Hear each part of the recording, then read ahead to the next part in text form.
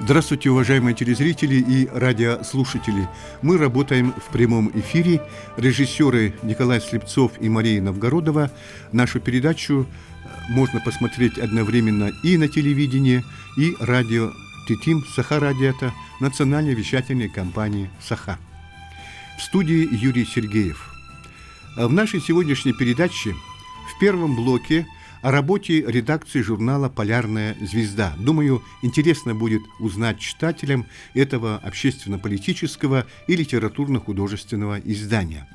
И далее во второй части программы об участии республики в федеральных грантовых конкурсах, итоги года и что нужно знать потенциальным участникам конкурсов о планах на ближайший период. Итак, мы начинаем программу. Представлю, у нас сегодня в студии ответственный секретарь редакции журнала «Полярная звезда», член Союза писателей России, поэт, переводчик, драматург Ираида Гаврилевна Попова. Здравствуйте, Ираида Гаврилевна. Здравствуйте, дорогие телезрители и радиослушатели.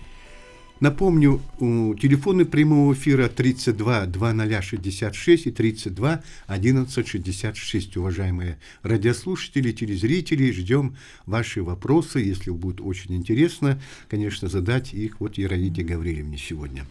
Ну что ж, журнал «Полярная звезда» – это единственный, выходящий на русском языке в нашей республике. Вот он и считался в прежние годы, сейчас единственным языке. Да. И тираж у него сегодня каков? Меньше 1000. Меньше 1000, да, конечно, он распространяется по всей республике. По всей республике, подпиской и розницей тоже. Да, конечно, в продаже можно увидеть журнал «Полярная звезда», он небольшим форматом выходит таким, да, поэтому я вот тоже как бы читатель и сторонник этого журнала «Полярная звезда». Ну, чем вот запомнился 2024 год, уходящий вот для вашей редакции, для вашего коллектива небольшого? Для нашего небольшого коллектива действительно это был примечательный, наверное, год тем, что мы познакомились с новыми писателями, совершенно молодыми писателями, можно даже сказать, со студентами. К нам вот в прошлом году, как раз год назад, пришел Тин Бородиенко, Константин Бородин, студент первого курса тогда, сейчас он во втором курсе учится. Пришла Саина Черкашина, студентка ИЯКН «Литературное творчество». Она сейчас на 4 курсе. И Аэлита Гоголева. А еще у нас вот такие замечательные имена, как вот Надежда Алаганчакова, эвенская писательница, Дарья Мартынова, вот тоже эвенская поэт, и Ладина Курилова, юкагирская писательница. Вот они все молодые, они вот как бы влились в актив наших авторов. Да, это, конечно, новые имена, да, редакции журнала «Полярная звезда». Но, конечно, есть авторский актив, который уже из года в год, постоянный такой. Можете назвать, наверное? Ой, я хочу их назвать, да, конечно, да. Это же, конечно же, наша любимая Валентина Чусовская, это наша любимая Ирина Подойницына, это наш замечательный профессор Анатолий Бурцев, Ия Покатилова, Владимир Томский, Олег Сидоров, Инна Феоктистова, вот как бы пожилые люди сразу вспомнят ее, да, Ольга Сергеева, Карл Сергучев, Варвара Корякина из Нерюнгри и много-много других как бы таких именитых авторов, которые пишут и на философскую тему, да, они пишут и литературоведение, и рецензии пишут, и сами писатели тоже.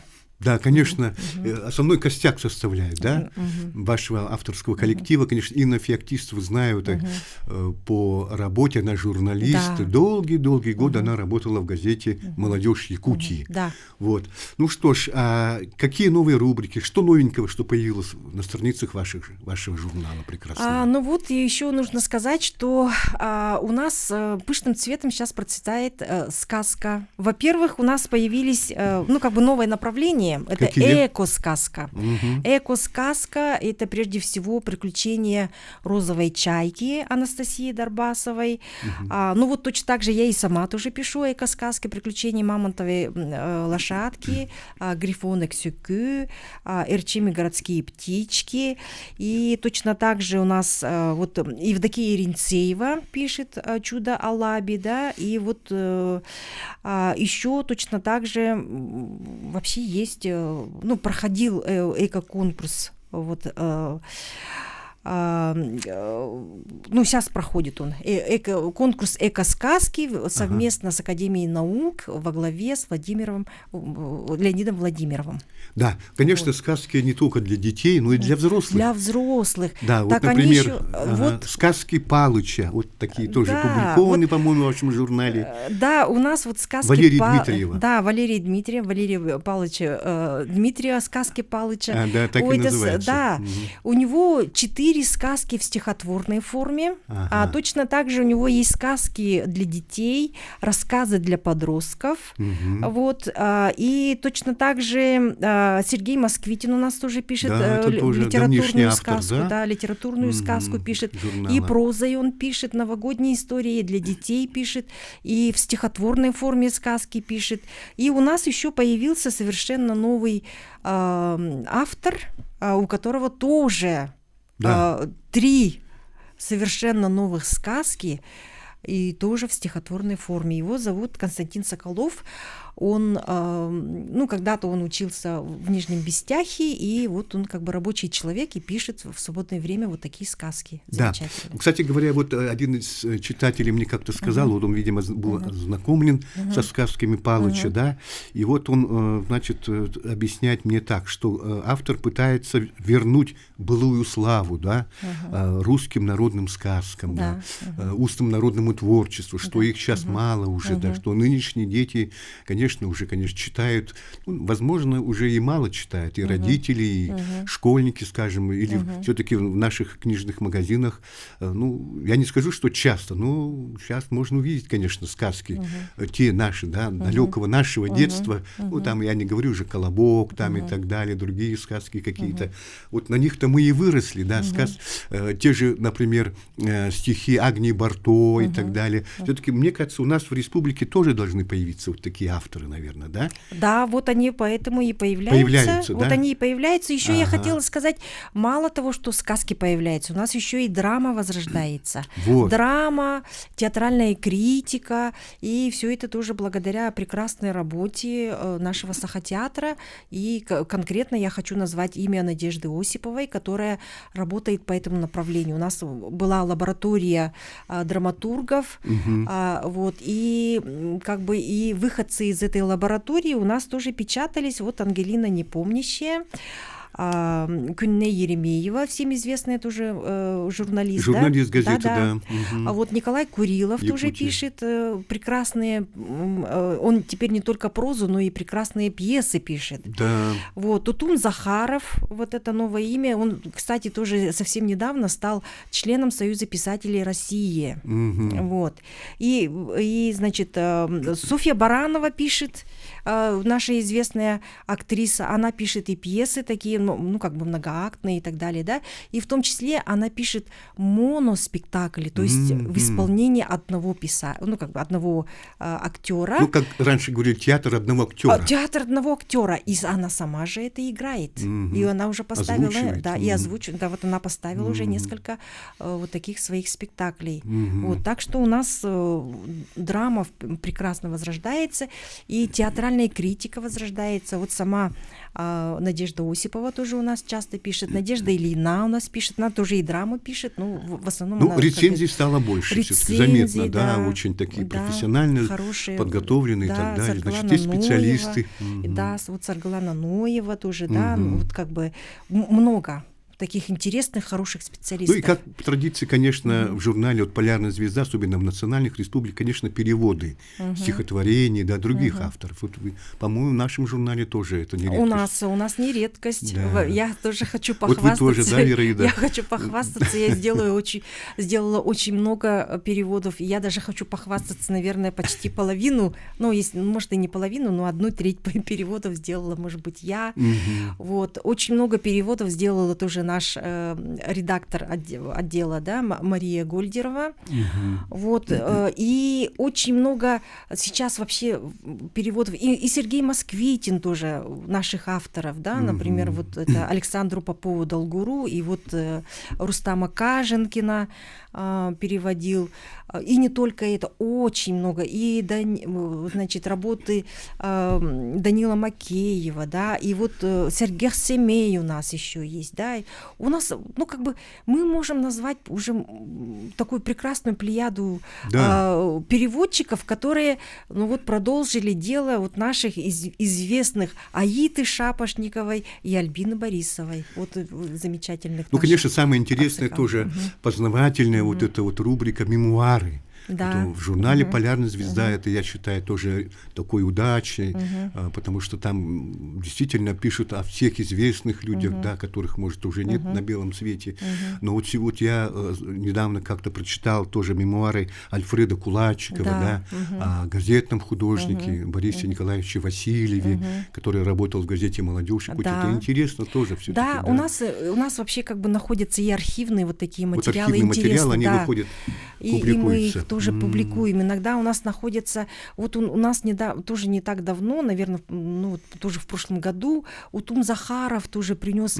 Он нашел в далекой библиотеке, где он просто вот в Москве, да, совершенно случайные работы, вот как бы наших авторов. Да. Вот. И вы знаете, он тоже об этом написал, и мы тоже об этом тоже напечатали. У нас рубрика «Мемуары» очень хорошо работает. У нас и Валентина Чусовская пишет, там тоже свои, да. И не только она. У нас, в общем, люди наши очень любят историю.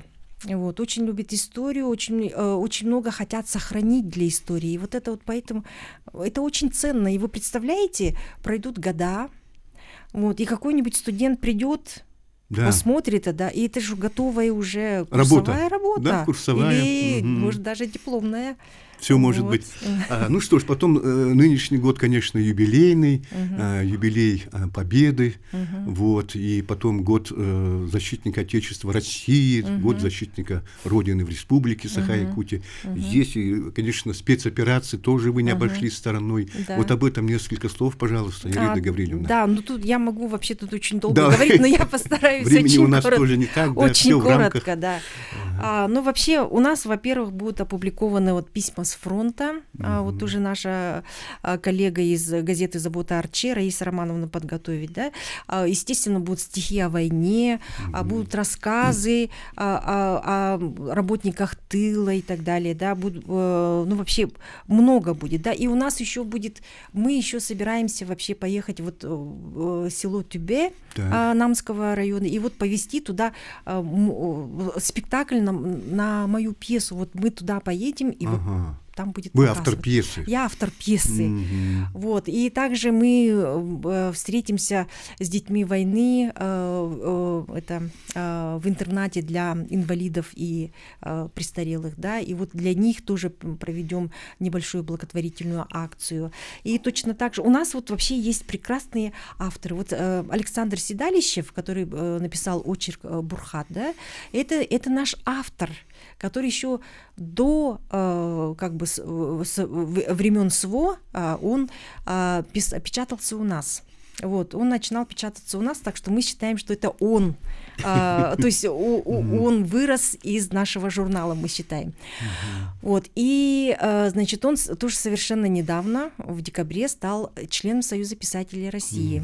Вот, так что вот мы, я считаю... Ну, эта тематика тоже очень отражена активно, скажем так. Да, вот, и точно так же вот у нас, например, Евгений Скрябин, это уже участник, известный психолог и участник спецоперации, тоже написал рассказы, мы это печатали.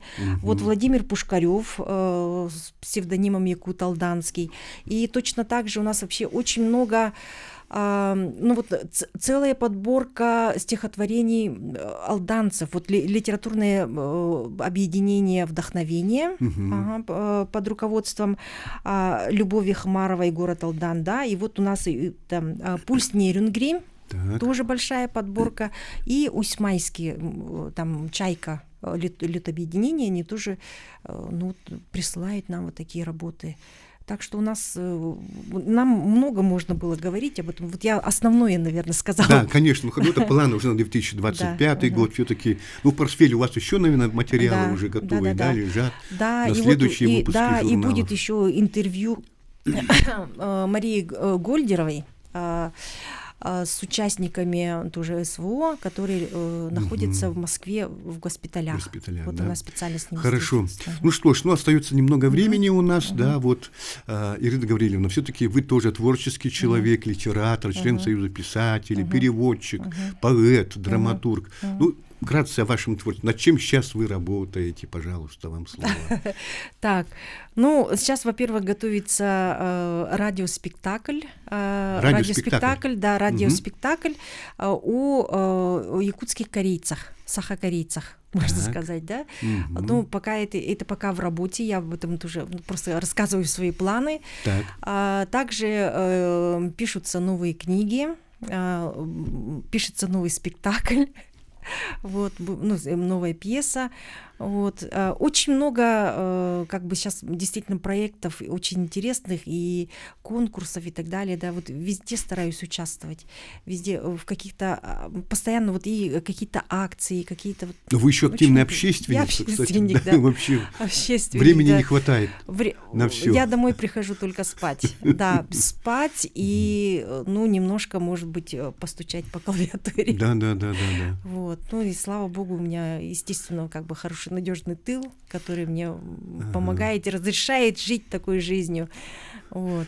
Немножко общественной работе расскажите, пожалуйста. Я помню, что, по-моему, раньше вы кормили еще бездомных, бездомных ребят, которые без имеют жилья, своего работы. Да, вот мы собирались с друзьями, у нас группа есть «Сева Пища мира», да, и вот мы просто готовим на свои деньги еду. Вот, и по субботам кормим бездомных людей. Не только бездомных, но и вообще людей, которые попали в трудную жизненную ситуацию.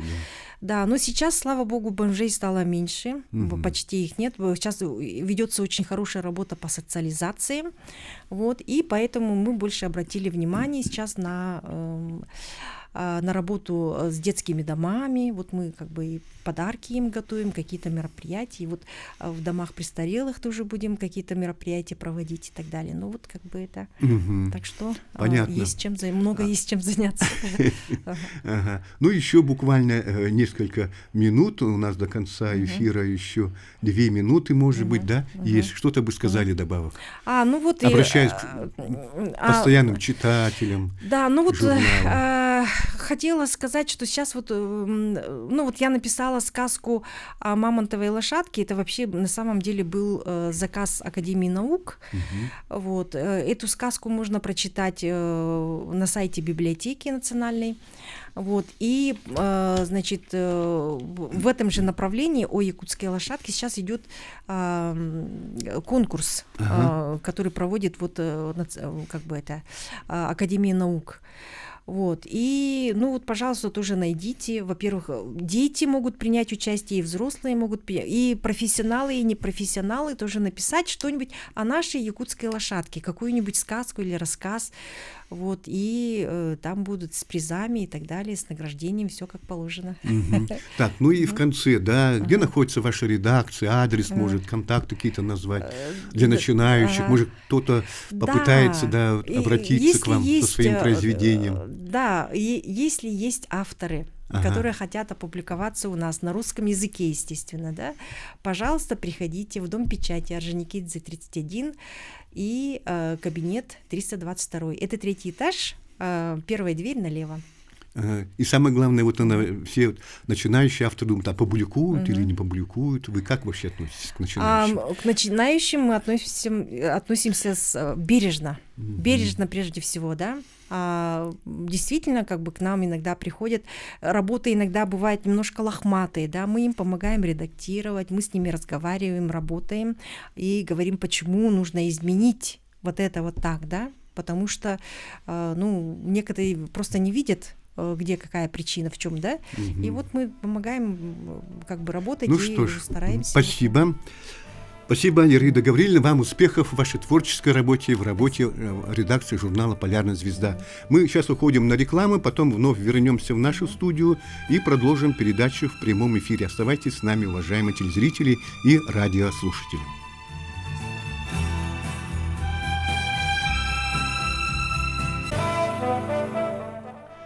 Продолжаем прямой эфир.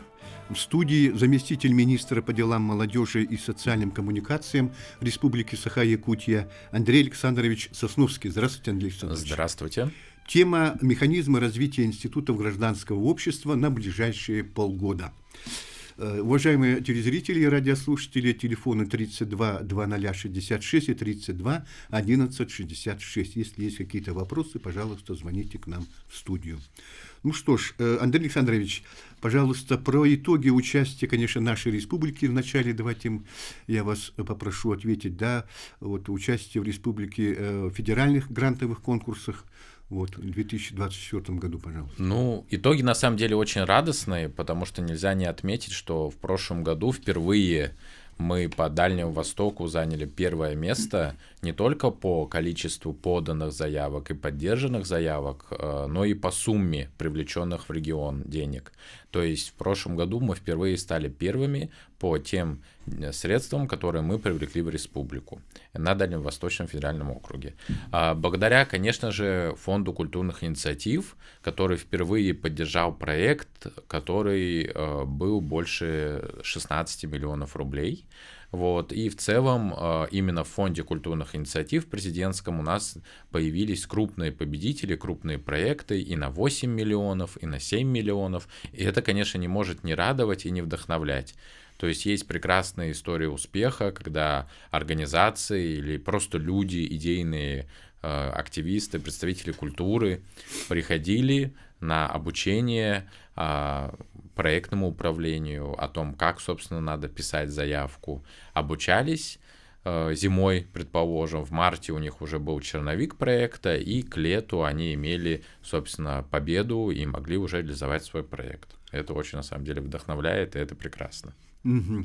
Скажите, пожалуйста, все-таки миллионы, да, это все-таки так, тоже прекрасно, плюс, конкретный результат будет услышать бы, что, какие-то примеры можете привести? Конечно, на самом деле очень много примеров, во-первых, исходя из названия, если мы уже начали говорить про Фонд культурных инициатив, то, конечно же, это проекты в области культуры и креативных индустрий, вот, например, есть прекрасный музей частной резьбы по дереву в Горном районе у нас. Есть несколько фильмов, на которые в том числе дает деньги Фонд культурных инициатив.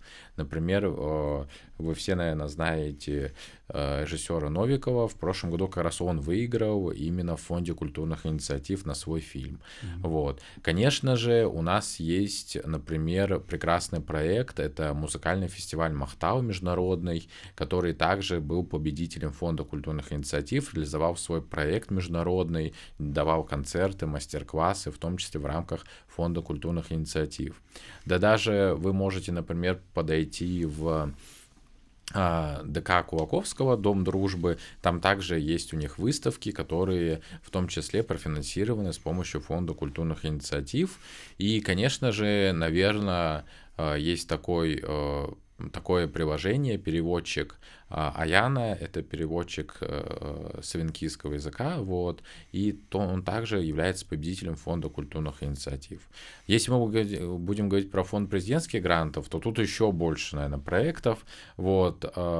Многие, наверное, слышали про различные, например, детские площадки, которые строятся с помощью фонда президентских грантов, различные соревнования. У нас есть очень много победителей по именно реабилитации больных различных, собственно, видов заболеваний, в том числе там в этом году, например, вот недавно у нас были победители, которые занимаются, например, сердечниками, которые занимаются, например, там атаксией, то есть различные виды пациентов они охватывают. Это очень на самом деле радует, что люди не остаются без внимания. Вот. Поэтому на самом деле проектов множество, и даже если вы, например, не обратили внимание на вывеску и табличку, то наверняка вы проходили или соприкасались с теми или иными победителями фонда президентских грантов или фонда культурных инициатив. Например, вот библиотека Пушкина же у нас есть, там есть большая инсталляция в виде больших букв. Это тоже победители фонда культурных инициатив. Поэтому вот, как говорится, далеко за примером не надо ходить.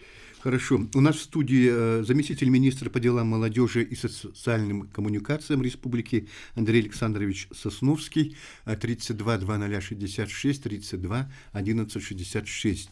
Ну, Новый год уже начался, да, 2025 год, и надо сказать, что, конечно, те, кто желает все-таки тоже стать, да, грантообладателем, конечно. Их много тоже, наверное, считаю, и, конечно, интересует вопрос, каковы ключевые критерии отбора, проведения вот для грантового финансирования. Конечно, критериев, наверное, много.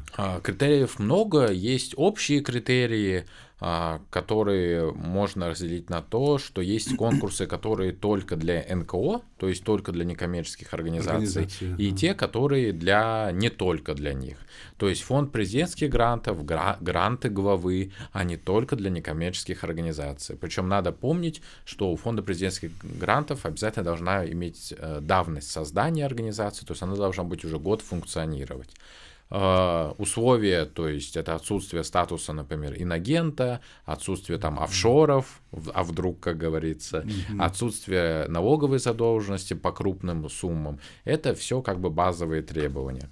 Вот. Фонд культурных инициатив, чем он привлекателен, это то, что могут подаваться даже коммерческие лица, то есть я вот перечислил проекты, они были некоторые поданы даже от индивидуальных предпринимателей, от коммерческих юрлиц, то есть участвуют все, кроме казенных. То есть вот госпредприятия, казенные, для них ограничения, все остальные могут участвовать. Это большой плюс. Ну и, конечно, не забываем, что все-таки у нас есть гранты Росмолодежи, где вообще не требуется никакая организация. Главное быть, как говорится, молодым. От 14 до 35 лет физические лица могут подавать заявки, участвовать в этом конкурсе. Ну и, соответственно, максимально, наверное, простая подача, то есть не требуется никаких там юридических лиц. При этом, конечно же, надо сначала, вот большой мой совет всегда, посмотреть сайт конкурса и подобрать то направление, по которому вы можете подать свой проект. То есть это надо подбирать именно конкурс под свой проект, а не под конкурс подстраиваться как-то. То есть если вы видите, что вам ближе тематики фонда культурных инициатив, идите туда. Если вам ближе фонд президентских грантов, где больше социальный уклон, чем культурный и креативный, идите туда. Или наоборот, если у вас есть возможность податься от Росмолодежи, то, пожалуйста, подавайтесь на Росмолодежь. То есть надо подбирать, исходя из направлений. Потому что очень важно, эксперты же тоже подбираются, исходя из направлений, поэтому, соответственно, чем точнее вы определите свое направление, тем более компетентный вам попадется эксперт, и лучше будет оценен ваш проект. Ну, некоторые, наверное, если я не ошибусь, выбирают там, где больше финансирования. Да, есть такие, наверное, да? Такое тоже есть. На самом деле Тут, ну, опять же, тактика, стратегия у всех своя, как бы. Конечно. Да, конечно, для кого-то, например, 1,5 миллиона Росмолодежи это мало, кто-то мечтает, например, о международном или межрегиональном проекте на весь Дальний Восток за 5 миллионов, это, конечно. И опять же, все зависит индивидуально, то есть от опыта участия вашей организации, от ваших личных компетенций в проектном управлении, от того, какие люди у вас в команде. То есть на самом деле одно время мы говорили о том, что, и сейчас я продолжаю говорить, что если вы совсем новичок, то лучше ограничиться 700 тысячами заявки, потому что, как правило, все эксперты говорят, что это, ну, как бы минимальная сумма, максимальная сумма для первого старта. То есть, потому что, скорее всего, большую сумму новичку не доверят. Но, опять же, если вы опытный, если у вас есть история участия, конечно, подавайте, конечно, рискуйте, но будьте готовы к тому, что с каждым, как говорится, с каждой повышенной ставкой к вам будет строже смотреть и строже относиться. И, опять же, у всех вот фонда культурных инициатив, фонда президентских грантов есть свои методические указания. И там, соответственно, если у вас там проект больше определенной суммы, то он уже должен быть межрегиональным. Там больше еще какой-то суммы, он уже должен быть международным. То есть вы должны, конечно, подпадать под эти критерии, чтобы вас по достоинству оценили. Ну, как говорится, лучше начинать с малого, наверное. Да? Лучше начинать с малого, да, поэтому мы советуем не разгоняться. Да. Опять же, половина успеха — это еще удачно сданная отчетность. Вот. То есть, да. Вот это самое основное, наверное. Потому да? что то, что мы всегда говорим про гранты главы, например, если вы победили, вы взяли ответственность не только за свой проект, но и за тех людей, кому вы должны довести вот эти свои блага. То есть, если у вас детская площадка, то есть определенное количество детей и школьников должны на ней позаниматься. Если это музей, то определенное количество посетителей должно быть. Если, возможно, это какое-то там событийное мероприятие, форум, съезд, например, приемных семей у нас был. То есть определенное количество семей со всей республики вы должны собрать. То есть это ответственность прежде всего. И, конечно, за нее надо потом отчитаться. Естественно, возникает вопрос, как правильно подготовить заявку и кому обратиться за консультацией? Ну, за консультацией прежде всего хочется сказать, что вы всегда можете обратиться к нашему министерству. Мы открыты, у нас есть отдел по работе с институтами гражданского общества на сайте министерства, в телефонном справочнике органов госвласти. Обращайтесь, звоните. Плюс каждым крупным грантовым конкурсом, например, вот сейчас идет фонд культурных инициатив, прием заявок до 6 февраля. Мы проводим обучение. Можно посмотреть в нашем телеграм-канале, в нашей группе ВКонтакте. 29-30 января мы проведем обучение. Можно еще записаться. Все. Время есть. Время есть, да. И, конечно же, мы проводим акцию недели предэкспертиз. И очень радует, что по этой акции у нас присоединяются ресурсные центры со всей республики, районные ресурсные центры. У нас есть ресурсные центры, которые межреспубликанские. Они также готовы консультировать. То есть у нас есть, например, в ДК Кулаковского свой ресурсный центр. У нас есть ХРСХАУ благотворительный фонд. У нас есть единый ресурсный центр. У нас есть межмуниципальный ресурсный центр. У нас есть НКО Якутии. То есть все эти ресурсные центры, они готовы оказывать консультации. Опять же, не забываем про наш любимый портал грантов главы. Там есть все эти контакты. По всем вопросам можете позвонить, проконсультироваться и, как говорится, получить оценку у компетентных экспертов. Вы сказали семинары. Вот семинар МФЦ, вот про это можно, если спросить. Да, семинар у нас как бы двухдневный. Особенность в чем, что вот начиная с прошлого года мы практикуем такую методику обучения, я бы ее назвал равный равному. То есть мы пытаемся привлечь экспертов, которые уже побеждали в этом конкурсе. Вот сейчас мы до 6 февраля у нас идет прием заявок Фонда культурных инициатив. Половина экспертов, они реальные победители этого конкурса. То есть это не теоретики там какие-то и так далее. То есть это те люди, которые побеждали, и даже есть те люди, которые с первого раза побеждали на крупные суммы. Поэтому таких экспертов очень полезно послушать. Плюс у нас был в декабре запрос от общественников. Все-таки у нас двуязычный русскоязычная республика, и в этом году мы подобрали тех экспертов, которые могут отвечать на вопросы по-якутски, вот, соответственно, чтобы у нас вот именно особенность этого семинара в этом. Вот, поэтому тут даже. В следующий семинар мы всегда, как говорится, стараемся подстраиваться под запросы. В следующий семинар мы попробуем уже сделать его в выходной день, потому что раньше мы тоже пробовали делать в выходные дни, но у нас была низкая явка. Сейчас мы думаем, опять попробуем, чтобы посмотреть на то, насколько мы соберем аудиторию. Вот. Ну и, конечно же, будут лекторы со стажем, которые уже давно знают все особенности проектного управления. Это тоже важно, поэтому мы сделали такой больше практический семинар именно с практиками, но при этом не забыли про теоретическую необходимую часть. Ну и что, тогда несколько советов будущим участникам еще раз. Всегда трудно начать. То есть хочется посоветовать не откладывать в долгий ящик. Прямо вот, если есть желание, просто начать с изучения сайта. То есть все сайты можно через Яндекс.Поисковик посмотреть, изучить, вот, и найти что-то для себя. Все порталы, они круглогодичные, можно посмотреть черновики заявок. Есть также прекрасная платформа, например, Смарттека, агентство стратегических инициатив. Там можно посмотреть, какие проекты вообще по всей России реализуются, и можно, как говорится, у других регионов изучить их проблемы какие-то, в чем трудности. То есть лучше же посмотреть, как чужие шишки набивались, чем свои набивать иногда. Вот, поэтому тоже есть свои особенности. Всегда хочется пожелать, чтобы ваш бюджет был обоснованный, потому что я сам, когда являюсь экспертом, я обычно говорю, бюджет никогда не врет. То есть, если вы хотите что-то, у вас цели или какие-то что-то не совпадают, то бюджет все скажет всю правду. Ну и, конечно, быть последовательным. То есть, ваша цель должна быть одна, задачи должны истекать из целей, бюджет и календарный план должны соответствовать вашим задачам, ну и, конечно, в конце не забывать никогда хороший медиаплан прикреплять, то есть вы должны освещать все свои стадии проекта. Ну, оставшиеся минуты до конца эфира.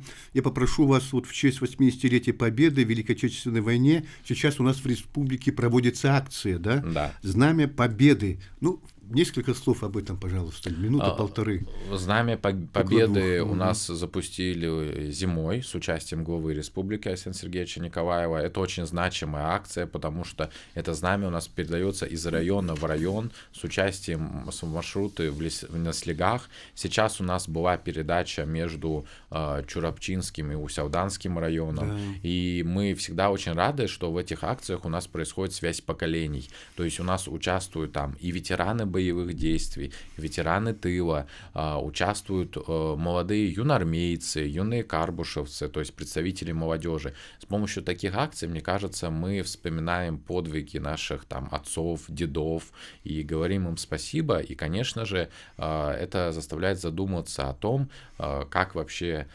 происходит у нас в части именно патриотического духа. Это огромный подъем населения, то есть когда мы можем сказать о том, что у нас в каждом районе происходит такой момент единения в такие патриотические мероприятия, это не может не радовать.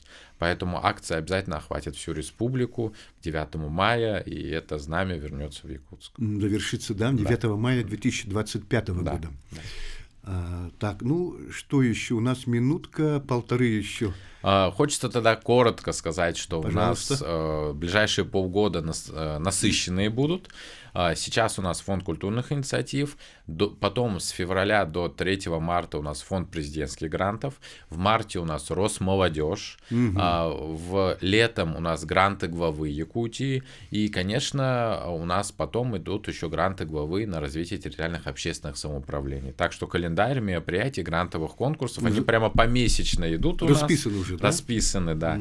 Поэтому следите, пожалуйста, за нашим телеграм-каналом, за нашими соцсетями, мы все анонсируем, все выкладываем, обучение в том числе. Мы будем подстраиваться под каждый конкурс, чтобы максимально было удобно нашим общественникам. И, конечно, Министерство по делам молодежи всегда старается привлекать еще и федеральных экспертов на свое обучение.